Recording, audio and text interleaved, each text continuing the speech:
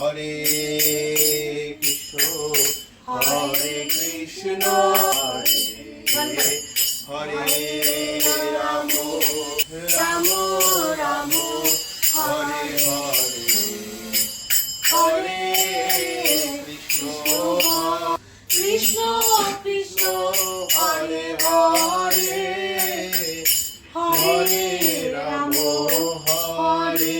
Welcome to my blog. আশা করি তোমরা ভালো আছো। তো আমরা বাড়িতে যেরকম করে 23শে কার্তিক উদযাপন করলাম। 23শে কার্তিক হলো আমাদের ঠাকুরের জন্মবার্ষিকী, বালক ব্রহ্মচারী মহারাজের। তো সেদিন আমরা বাড়িতে ছোট্ট করে নিজেরা ঠাকুরের জন্মবার্ষিকী পালন করলাম। ঠাকুরের জন্য মা ভোগ রান্না করেছিল আমাদের সাধ্য মতো, সেটাই আম্মা সাজিয়ে গুছিয়ে ঠাকুর খেতে দিয়েছে। মণি পিসেমশাই আর দীপ এসেছিল সেদিন আমাদের বাড়িতে। এখানে খাওয়া দাওয়া চলছে ফার্স্ট ব্যাচ, এরপরে আমরাও খেয়ে নিয়েছিলাম। বাড়িতে যেরকম করে ছোট্ট করে পালন করলাম তোমাদের সঙ্গে সেটাই শেয়ার করছি। ঠাকুরের নাম কীর্তন এই আর কি। আর আমার সোনাও খুব সুন্দর করে পার্টিসিপেট করেছিল।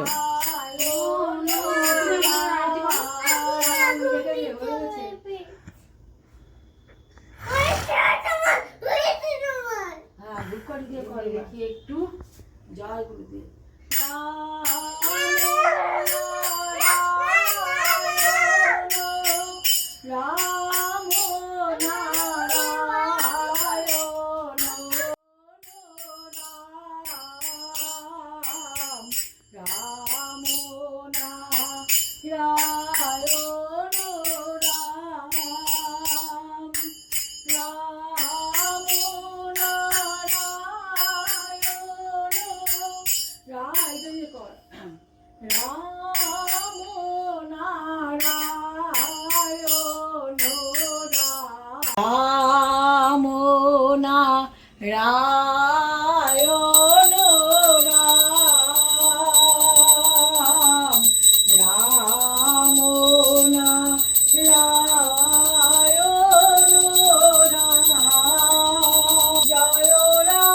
বালক ব্রহ্মচারী মহারাজের জন্মদিন উপলক্ষে আমরা ওনার যততম জন্মদিন ততগুলো মোম জ্বালিয়ে সেটাকে উদযাপন করি, সেটাই এখানে জানানো হচ্ছে। এবার ওনার 105তম জন্মবার্ষিকী, সেই জন্য আম্মা 105টা মোমবাতি এখানে লাগিয়েছে, সেটাকে আমরা একে একে জ্বালিয়ে নিচ্ছি।